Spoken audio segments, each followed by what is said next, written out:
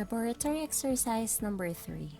So the title of this activity is Configuration of IP addresses and subnet masks onto the host.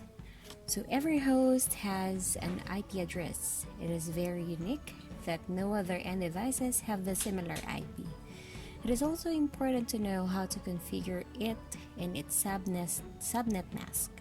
Configuration of IP address is essential to link each host to establish a link or a connection. So what are the objectives for this activity or for this laboratory exercise? First, configure IP address and subnet mask to its host. Second, construct a simple LAN design that can communicate between the hosts. Stimulate the flow of messages using Cisco Packet Tracer.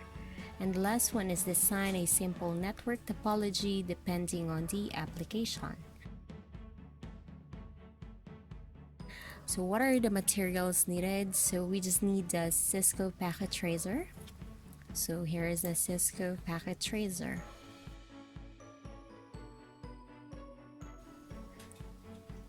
Let's now proceed with our procedure.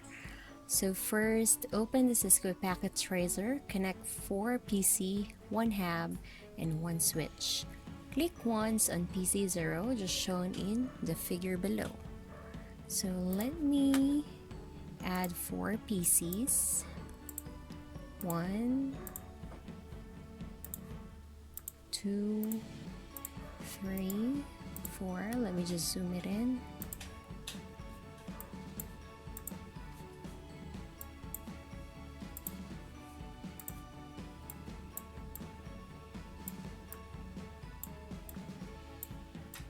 So I have 4 PCs now, and I have to select 1 hub. I'll use the generic one, and a switch. I'll use the 2950-24 switch. Okay, and click once on PC 0, just shown in the figure below. So once, and there. Step number 2 or procedure number 2, choose the config tab. You can change the name of PC0. It is also here where you would enter a gateway IP address, also known as a default gateway. After that, enter the IP address 192.168.1.1. It depends to you. Make sure it is 32-bit address. So let's just copy this and the config. Here's the display name. I can change it to PC001 or 00, but let's keep that as PC0. Then I'll change the gateway IP address. It's the 192.168.1.1. Okay, procedure number 3, click on the fast Ethernet. Add the IP address to 192.168.1.1 by entering the IP address. The default subnet mask will automatically display just as shown below. So here I have to go to fast Ethernet, add the IP address, and there the subnet mask has been automatically populated. And there. So for step number 4, repeat these steps for the other end devices. Set the IP address of 4PC to 192.168.110 for PC0. So let's make that. Single click. 192.168.1.10. So this is the first IP for the PC0. Then for the PC1, it is 192.168.1.20. So config, here's the PC name.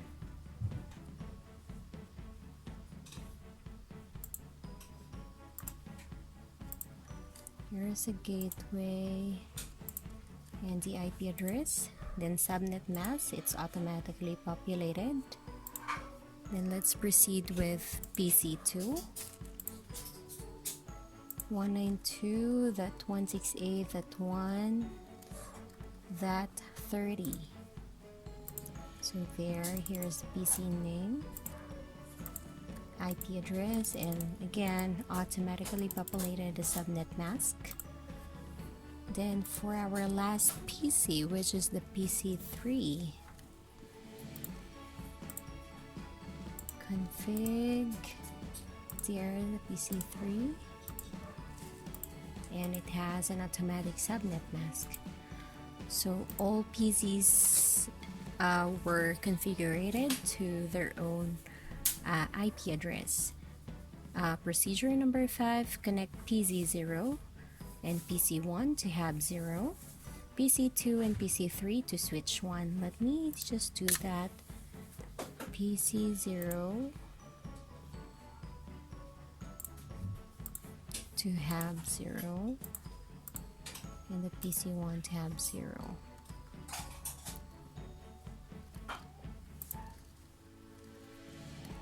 Next is PC2 and PC3 to switch 1. So PC2 to switch, PC3 to switch. Connection is okay if green light appears for every connection. So the green light is already reflecting here with PC0 and PC1 with the hub. And we'll just wait with our PC2 and PC3 because we still have the amber light. So we now have all lights are green. So this means that there is a connection between our PCs, the hub, and the switch. Now stimulate a network by switching the real mode to stimulate mode. So from real time, let's switch to simulation. The tab is partially hidden with a real-time tab, so it's okay now. The tab has an icon. Okay, and the last procedure after switching to simulation mode, click the envelope and drag it to either one of the PC, and click another envelope and drag it to another PC, and click the auto capture play button. Observe the flow of message and determine its status if it is successful or failed. So we'll use this envelope. Let's drag it here and the other one here.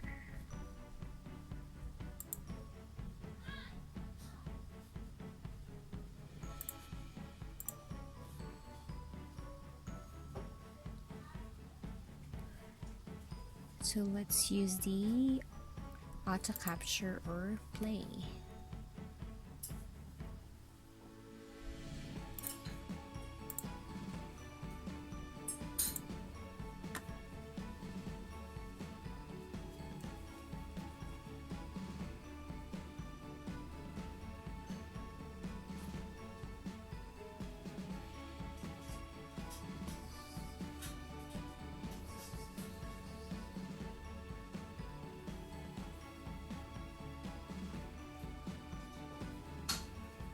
So there, it's check for our PC0 and PC1 and connecting to our hub. Let's try it with a PC2 and PC3.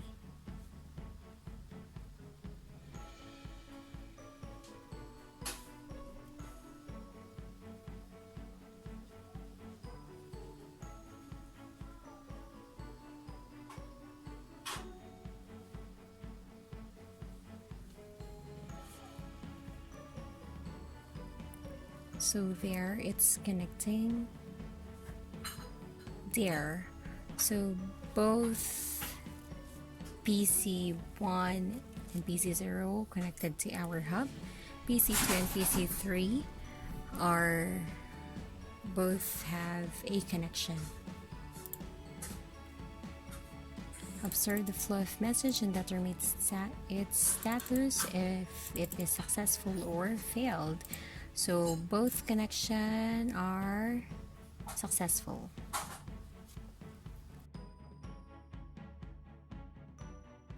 Okay, so for the questions, so this should be answered within this video. First, what is the importance of gateway?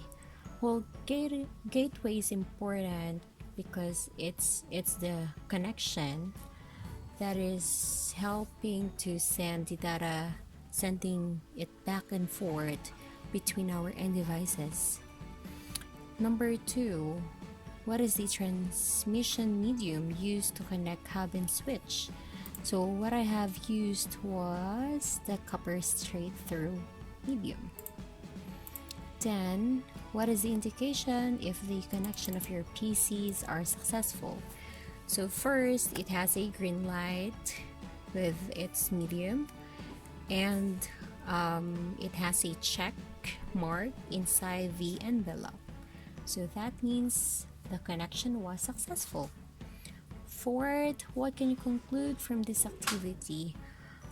Well, my conclusion is, first, each end devices should have their own IP addresses. They cannot have, two end devices cannot have the same IP address.